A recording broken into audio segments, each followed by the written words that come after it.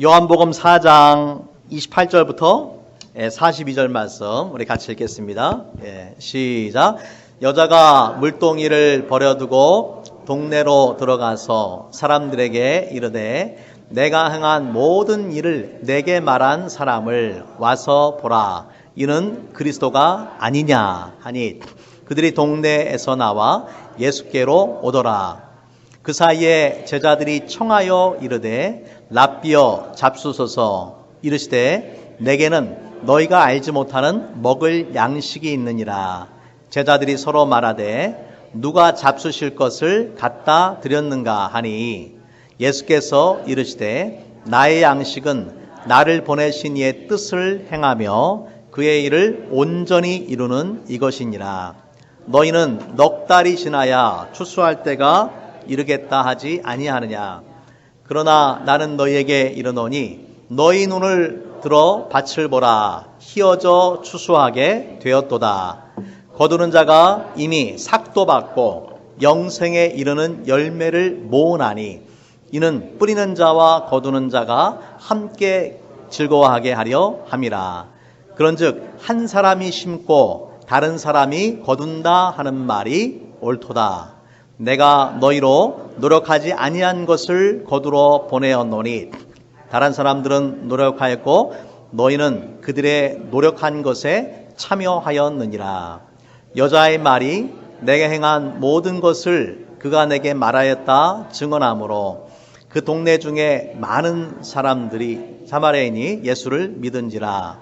사마리아인들이 예수께 와서 자기들과 함께 유하시기를 청하니 거기서 이틀을 유하심에 예수의 말씀으로 말미암아 믿는 자가 더욱 많아 그 여자에게 말하되 이제 우리가 믿는 것은 내 말로 인함이 아니니 이는 우리가 친히 듣고 그가 참으로 세상의 구주신 줄 알미라 하였더라. 지난 시간에 이어서 이 사마리아 여인에 관한 말씀을 함께 나누도록 하겠습니다. 우리가 지난 시간에 봤던 것처럼 예수님께서 유대 지방에서 갈릴리로 가시는데 사마리아를 일부러 통과해 가셨다. 사마리아를 통과해서 가신 이유는 뭐예요? 그곳에서 이 사마리아 여인을 만나주기 위한 것입니다. 그 여인은 야곱의 우물물에 물을 길러 왔고 예수님은 이 정오의 뜨거운 팔레스타인의 정오의 뜨거운 햇빛을 받아가면서 이제 사마리아를 지나면서 물을 달라 이렇게 해서 물에 관한 주제로 자연스럽게 대화를 시작하고 예수님께서 그 대화를 통해서 자신이 메시아라는 것을 이 여인에게 깨우쳐 주는 것을 알 수가 있죠. 예수님의 그 대화의 주제가 뭐였습니까? 야곱의 우물물, 이 우물물을 마시는 자는 다시 목마르려니와 내가 주는 물을 마시는 자는 다시 목마르지 아니할 것이다. 그래서 예수님께서 주시는 생수는 다시 목마르지 않는다. 이 사마리아 여인이 참된 안식과 인생의 행복을 찾아서 정말 6명이나 되는 남자와 살기도 하고 또 나름대로 종교적인 그런 추구를 하기도 하고 했지만은 그 가운데서 발견하지 못했어요. 참된 행복을 찾지를 못했어요. 하지만 예수님께서 내가 주는 물, 예수님께서 주시는 이제 그 생수를 통해서만 그 영혼의 갈증이 해결될 수 있다라고 말씀을 한 것이죠. 자, 그래서 이 여인이 예수님을 누구신지를 발견한 거예요. 처음에는 단순히 유대인인 줄만 알았는데 알고 보니까 선지자였고 또 선지자인 줄만 알았는데 나중에 보니까 누구예요? 메시아다, 그리스도이다 라는 것을 알게 된 거죠. 그래서 오늘 말씀은 이렇게 예수님이 메시아라는 것을 알게 된 다음에 이 사마리아 여인이 취한 그런 행동, 뒷이야기를 함께 우리가 오늘 말씀을 통해서 읽었습니다. 여러분, 사마리아 여인에게 어떤 일이 벌어졌습니까? 예수님을 만난 사람들, 성경에 나오는 예수님을 만난 사람들의 삶은 다 변화됐어요. 누구든지 변화됐는데 오늘 말씀해 보니까 이 사마리아 여인도 예수님을 만난 다음에 오늘 말씀에 28절 보니까 물동이를 버려두고 지금 물을 길러 왔잖아요. 물동이를 버려두고 동네로 들어가서 사람들에게 이르되 내가 행한 모든 일을 내게 말한 사람을 와서 보라. 이는 그리스도가 아니냐 하면서 뭘 한 것입니까? 한마디로 전도를 한 거예요. 전도. 예수님을 만나자마자 이 여인이 했던 첫 번째 행동이 뭐냐면은 내가 메시아를 만났다. 내가 그리스도를 만났다. 라고 하면서 동네 사람들한테 전도를 한 거예요. 우리 교회 표 다시 한번 볼까요? 예수님을 알고 담고 전하는 교회. 예수님을 알았으면 우리가 닮아야 되고 그 다음에 뭘 해야 돼요?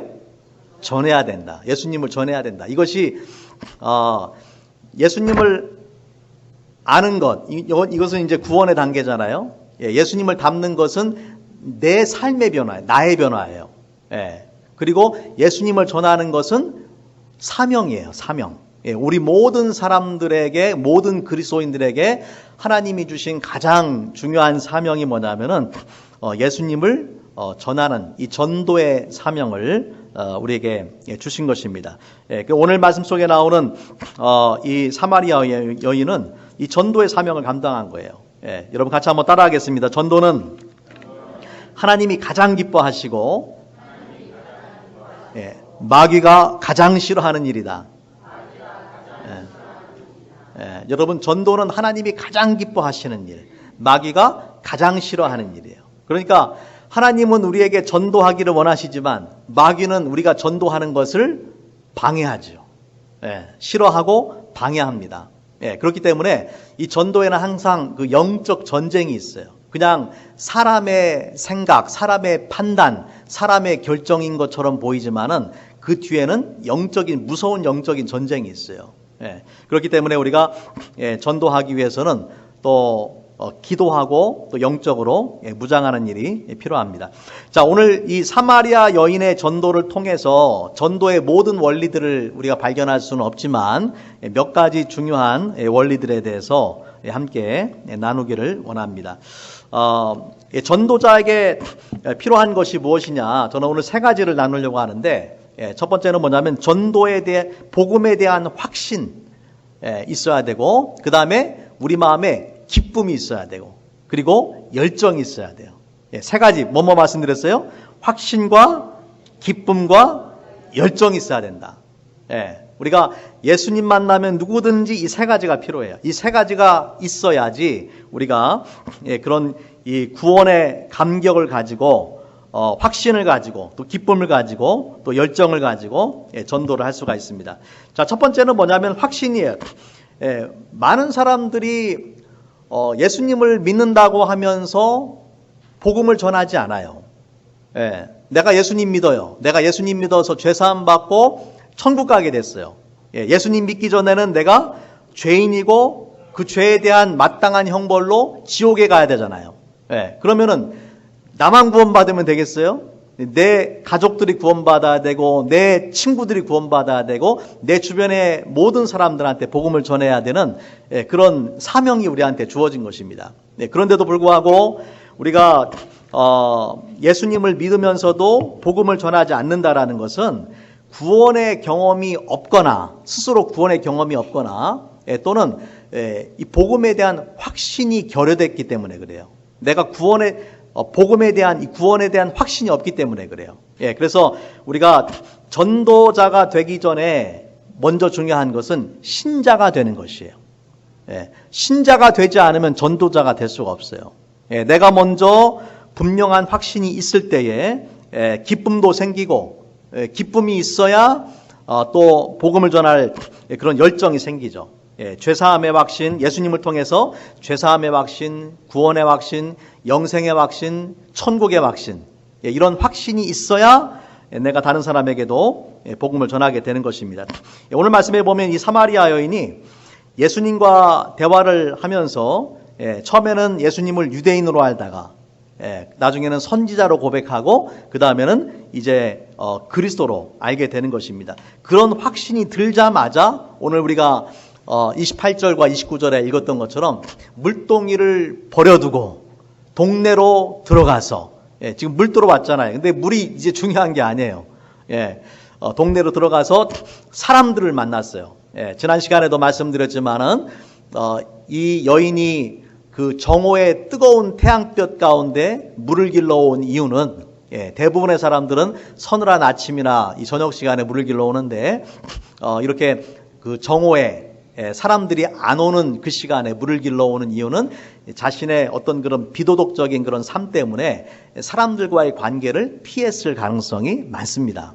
하지만 예수님을 만나자마자 그러한 것을 아랑곳하지 않고 동네로 들어가서 사람들에게 내가 행한 모든 일을 내게 말한 사람을 와서 보라. 이는 그리스도가 아니냐라고 그렇게 소개를 하는 것입니다. 내가 행한 모든 일을 말해주셨다. 사실은 그 여자가 했던 모든 일을 말씀한 건 아니죠. 네가 남편이 5 있었지만 지금 사는 남편도 남편이 아니다. 그 사실만 얘기를 했는데 좀 과장되게 지금 말하는 내가 했던 모든 일을 말씀했다라고 그렇게 말을 합니다. 그래서 이 여인이 만약에 그 마음속에 예수님이 그리스도라는 확신이 없었다라면은 이러한 행동을 하지 않았을 거예요. 그래서 우리가 복음을 전하는 전도자가 되기 전에 가장 중요한 것은 확신이 있어야 돼요. 여러분, 확신이 있어야 헌신을 합니다. 확신이 없으면 헌신할 수가 없어요. 확신이 있으면 헌신하라고 안 해도 해요. 왜냐하면 그것이 가장 소중한 거라는 것을 스스로 깨달았기 때문에. 자, 첫 번째 확신이고요. 두 번째는 뭐냐면은 기쁨이에요. 내가 구원받은 기쁨, 내가 메시아를 만난 기쁨, 내 인생의 가장 중요한 문제가 해결된 기쁨, 다시 목마르지 아니할 그 생수를 내가 마시게 된 기쁨, 이런 그 영혼의 갈증이 해결된 기쁨이 있어야 됩니다. 예수님을 만나는 것은 우리 인생에 예수님을 믿는 결정은 가장 소중한 결정이에요. 믿으십니까? 그거보다 더 중요한 건 없어요. 뭐 차를 사고 집을 사고 대학을 가고 좋은 직장 갖고 사업을 하고 이런 것과 비교할 수 없어요. 왜냐하면 예수님을 만나는 것은 우리의 영혼의 구원이고 우리의 영생의 문제를 좌우하는 것이기 때문에 이거보다 더 중요한 것이 없고, 이런 본질적이고 가장 중요한 그 인생의 문제가 해결됐다라는 것을 안다라면은 이전에 내가 누려보지 못한 그런 기쁨이 우리 안에 막 일어납니다. 여러분이 그런 기쁨을 아마 다 경험하셨을 거예요, 그죠? 세상이 줄 수도 없고 세상이 알 수도 없는 기쁨, 흔들리지 않는 그런 기쁨이 있어요. 뭐 우리가 살면서 경험하는 모든 어려움이나 고통은 시간 지나면 다 해결되는 문제들이에요. 하지만은 이 영혼의 구원이라는 것은 시간이 지난다고 저절로 해결되지 않습니다. 그렇기 때문에 예수님을 만날 때만 우리의 영혼의 가장 이 중요한 구원의 문제가, 죄사함의 문제가 해결되게 되는 것이죠. 우리 안에 그래서 예수님 만난 사람은 누구든지 내가 삶이 힘들고 어려워도, 인간적으로는 힘들고 어려워도 세상이 빼앗아갈 수 없는 그런 기쁨이 우리 안에 자리를 잡게 되는 것입니다. 제가 전에 저 텍사스의 킬린이라는 데 잠깐 있었거든요. 그 킬린에 이제 거기서 한 1년 반 정도 사역을 했던 적이 있었는데, 우리 교회를 출석하는 그 여자 집사님이 한 분 계셨어요.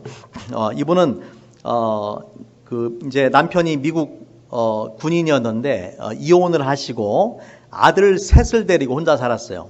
근데 그 중에 또 그 하나이는 장애를 가지고 있어서 늘 휠체어를 타고 다녀야 돼. 얼마나 힘들겠어요. 혼자서 아들 셋을 키우면서 군대 그 부대 안에서 이제 그 식당에서 카페테리아에서 일을 하면서 배식하고 뭐 이런 일을 하셨어요. 참 인간적으로 보면 너무 힘들죠. 근데 이분이 항상 웃어요. 항상 웃어요. 그리고 이분의 전도를 통해 가지고 이 한국 군인 한 명이 이제 우리 교회를 나왔어요. 그래서 제가 이제 이야기하면서 어떻게 교회를 나오게 되었느냐 물어보니까 우리 그 집사님이 자기한테 이 청년은 한 번도 교회를 가본 적이 없어요. 평생 동안 딱 한 번 교회 갔대, 한 번. 크리스마스 때 옛날에 어렸을 적에 한 번 갔대요. 그 외에는 교회를 가본 적이 없어요. 예. 근데 그 집사님이 그 맑게 웃으면서 언제 봐도 늘 웃고, 언제 봐도 그 얼굴에 기쁨이 있고, 예. 그리고 자기한테 그 교회에 꼭 나오라고 이렇게 소개를 하는데, 마음에 감동이 되더래요. 예. 자기가 오고 싶더래요. 예. 그러니까 그분이 삶은 힘들고 어려운데, 예. 그 마음속에 예수 믿는 기쁨이 있으니까, 예. 그리고 그것을 전달해 주니까 우리가 그 기쁨이 전달이 되니까 또 이제 오고 싶은 것이죠. 예. 그래서 여러분, 우리에게도, 이런 기쁨이 있어야 됩니다. 예. 예수님 만난 기쁨, 우리 인생의 가장, 중요한 영혼의 문제가 해결된 기쁨. 예. 인간적으로 힘들고, 어려운 삶을, 산다 할지라도, 세상이 빼앗아갈 수 없는, 그런 구원의 기쁨, 하나님의 자녀가 된, 기쁨, 천국의 기쁨, 영생의 기쁨, 이러한 기쁨이 여러분에게 있기를 바랍니다. 이러한 기쁨이 있을 때에 우리가 전도하지 않을 수가 없고, 이러한 기쁨을 가지고 전도할 때에 또 우리를 보는 사람들이 우리 안에 있는 그 기쁨을 보고 궁금해하는 거예요. 여러분, 사마리아 여인이 사람들을 피해서 살았을 것인데 갑자기 동네에 들어와 가지고 흥분된 모습으로 내가 메시아를 만났다 하는 거예요. 그러니까 동네 사람들이 더 궁금한 거죠. 더 예수님을 만나고 싶지 않았겠어요? 평상시에 하지 않던 행동을 하니까 더 예수님을 이제 만나기를 원했을 것입니다. 이처럼 우리가 예수님을 만난 사람들의 삶 속에 구원의 확신이 있다라면은 우리 마음속에 복음으로 인한 예수님을 만난 것으로 인한 기쁨이 있어야 된다. 이러한 기쁨 가운데 우리가 복음을 전해야 될 줄로 믿습니다. 자, 이러한 기쁨과 함께 이런 그 복음에 대한 확신과 기쁨이 있다면은 우리 안에 또한 그 열정이 생겨요. 열정. 세 번째는 열정입니다. 여러분, 영어로 열정이라는 단어가 enthusiasm인데, 열정. enthusiasm이라는 단어는 두 단어의 합성어예요. in이라는 단어하고 데오스라는 말은 가드라는 말이에요. 그러니까 in God, 하나님 안에 있다 그런 말이거든요. 열정이. 우리가 하나님 안에 있으면 어떤 사람이 돼요? 열정적인 사람이 된다. 하나님 안에 있으면은 우리가 열정적인 사람이 된다. 자, 전도를 할 때에 우리의 복음의 메시지만 전달되는 것이 아닙니다. 메시지만 전달되는 게 아니라 열정이 같이 전달되는 거예요. 전도자의 열정이 중요합니다. 여러분, 확신도 없고 기쁨도 없고 열정이 없는 사람의 말을 누가 믿겠어요? 만약 그 세일즈라는 사람이 자기가 파는 그 상품에 대해서 뭐 확신도 없고 열정도 없고 뭐 살 테면 사고 안 살려면 말고 막 이런 태도라면은 누가 그 상품을 사려고 하게 이거 정말 좋은 거라고 선전을 해야 될 거 아니에요. 열정을 가지고.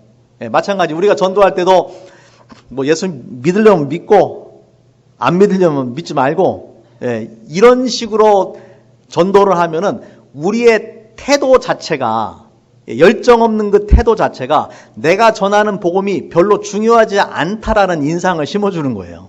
그렇죠?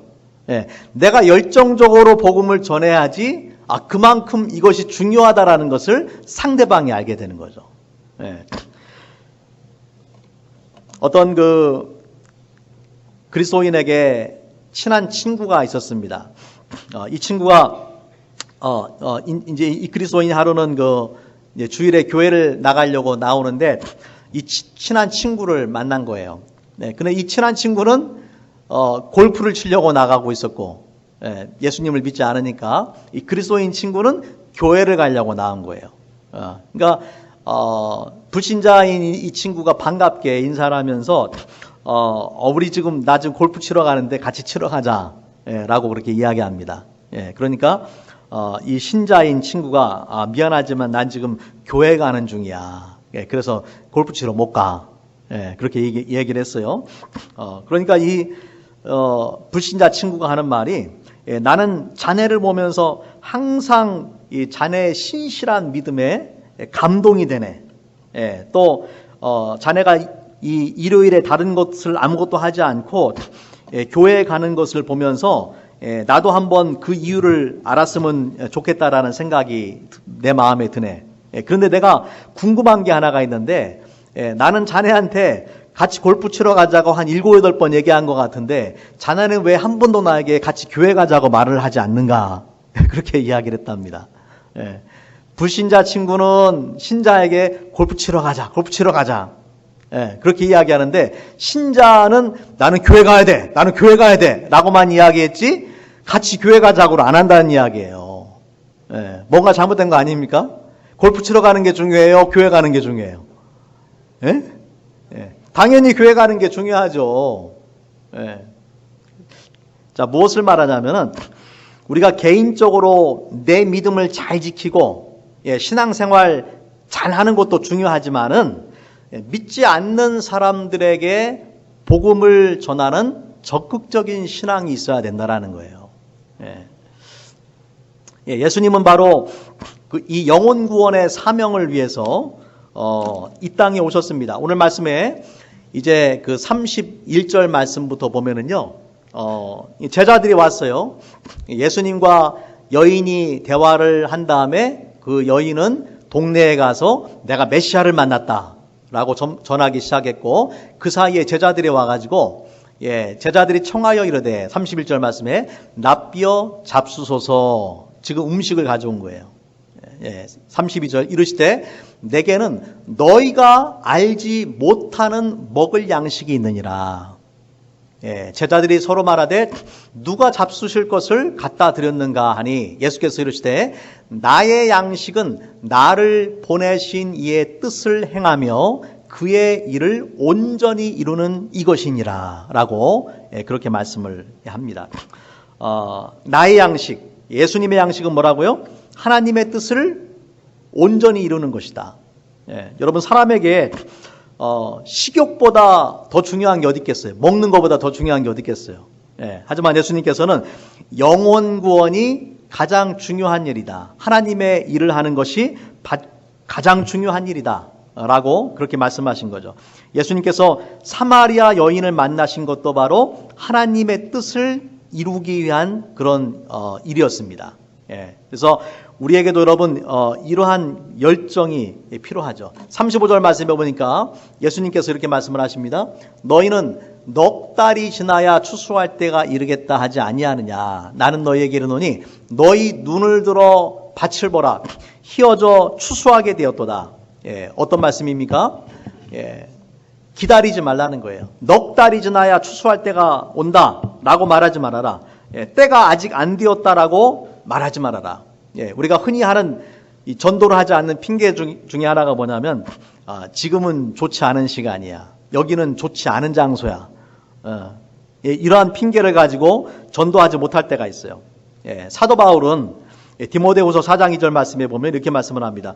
너는 말씀을 전파하라. 때를 얻든지 못 얻든지 항상 힘쓰라.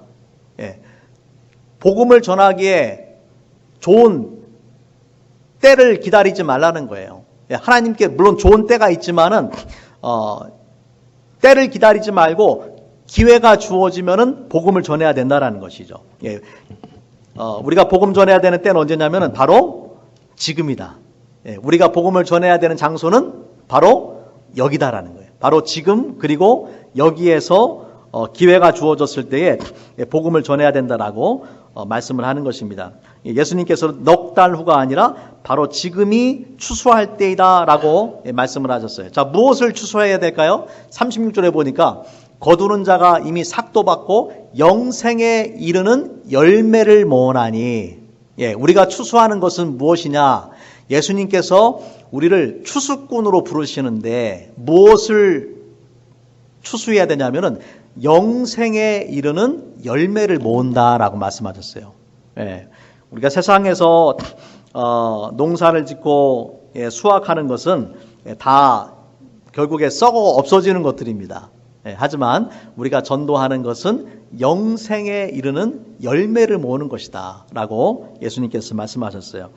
그래서 이 영혼의 구원에는 또한 기쁨이 있습니다. 그 36절에 보니까 뿌리는 자와 거두는 자가 함께 즐거워하려 함이라. 그런즉 한 사람이 심고 다른 사람이 거둔다 하는 말이 옳도다. 우리가 뿌리는 자가 될 수도 있고 거두는 자가 될 수도 있습니다. 중요한 것은 함께 즐거워한다.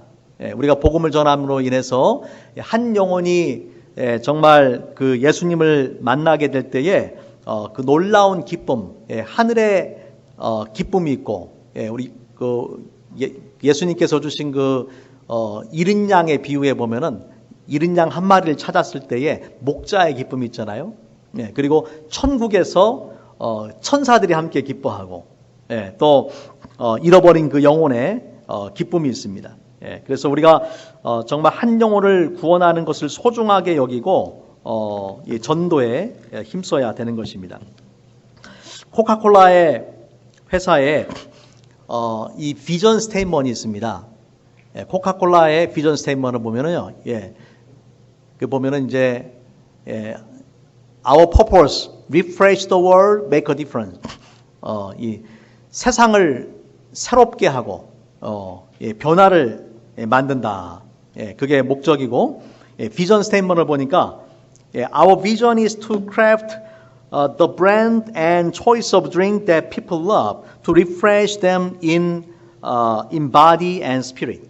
우리의 비전은 사람들이 사랑하는 브랜드와 가장 좋은 음료를 만들어서 몸과 영을 새롭게 하는 것입니다. 이러한 비전을 가지고 이런 열정을 가지고 코카콜라 회사가 지금까지 달려와서 여러분 전 세계 200여 개국의 나라에 콜라를 보급을 합니다.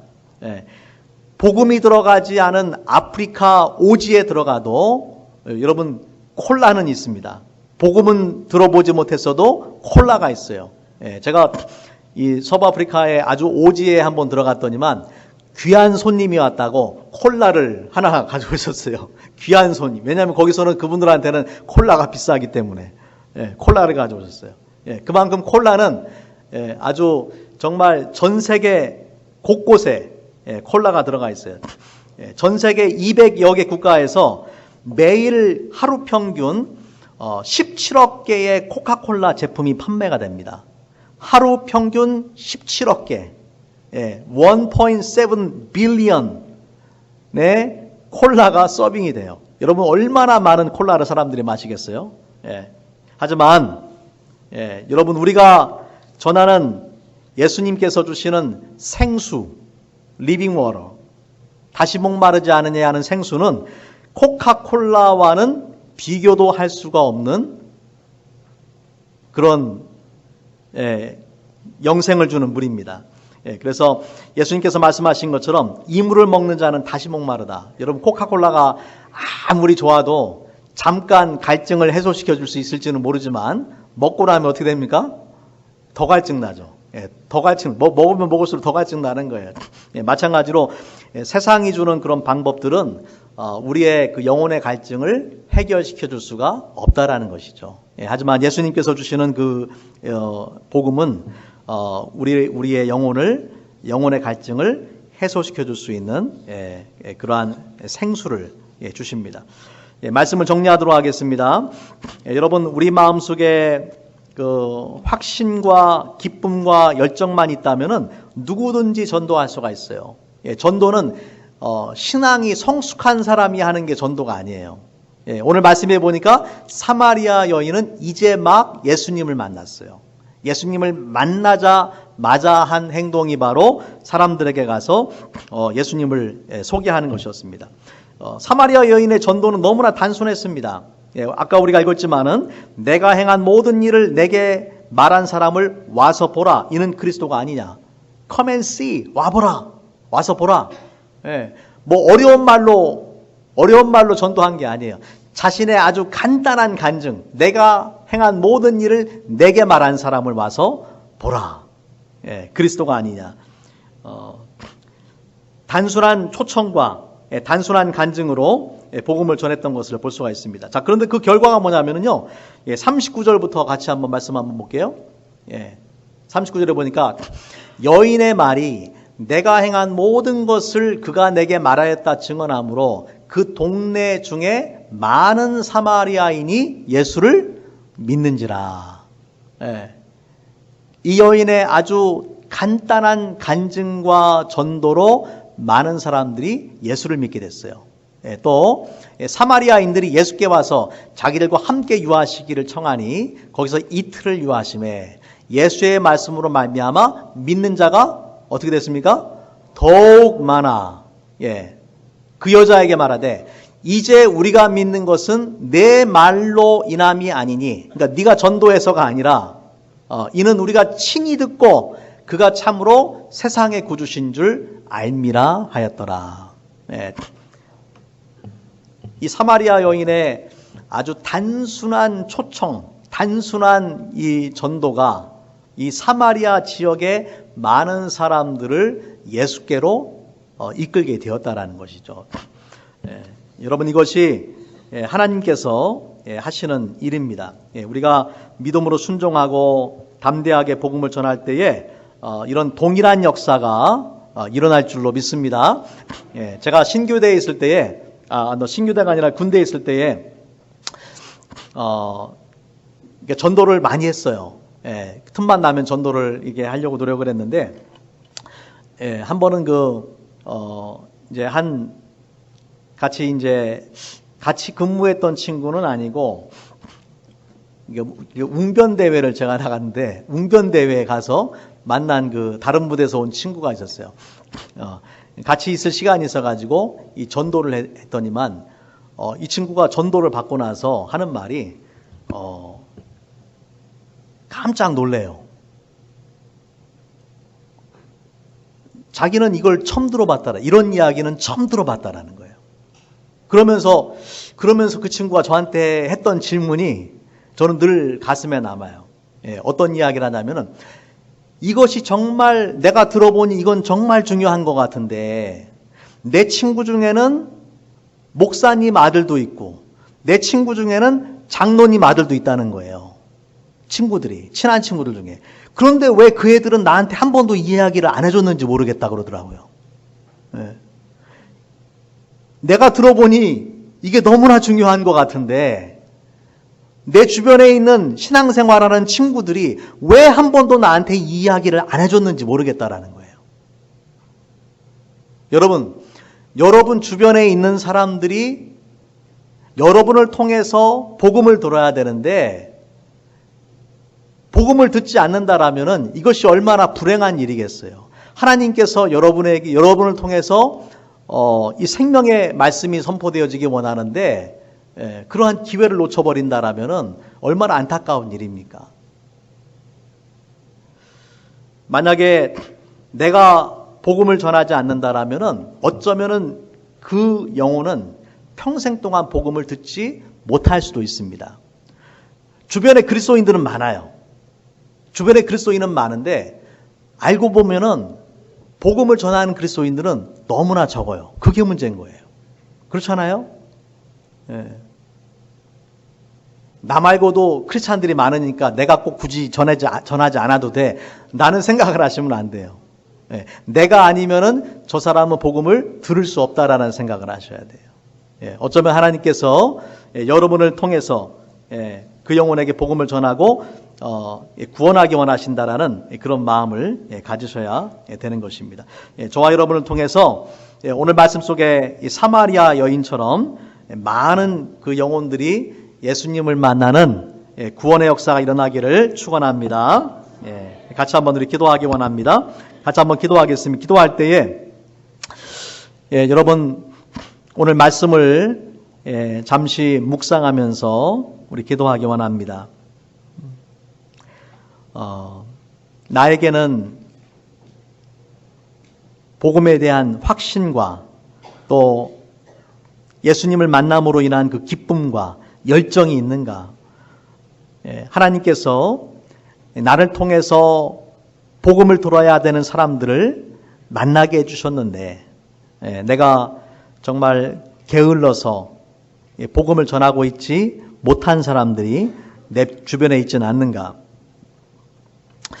여러분, 세상에는 두 종류의 사람들이 있습니다. 하나는 예수님을 믿는 사람들이고, 또 한 부류의 사람들은 예수님을 믿어야 하는 사람들입니다. 우리가 사람을 볼 때에 얼마나 많이 배웠는가, 어떤 직업을 가졌는가, 어떤 사회적인 지위를 가졌는가, 얼마나 재산이 많은가 하는 것은 중요하지 않습니다. 내가 누구를 만나도 그 사람이 예수를 믿는가, 믿지 않는가가 중요합니다. 그거 외에는 하나도 중요하지 않습니다. 내가 만난 모든 사람들한테 복음을 전해야 되는 그 사명과 그 의무가 나에게 있습니다. 내가 전도하지 않으면 그 사람은 평생 복음을 듣지 못할 수도 있습니다. 이 시간 함께 잠시 기도할 때에 성령께서 정말 내가 전도하기 원하는 그 영혼을 알려주시고, 또 그 영혼들에게 내가 복음을 전할 수 있도록 그 사람의 얼굴과 이름을 떠올리면서 우리 잠시 기도하는 시간 갖기를 원합니다. 같이 한번 기도하겠습니다.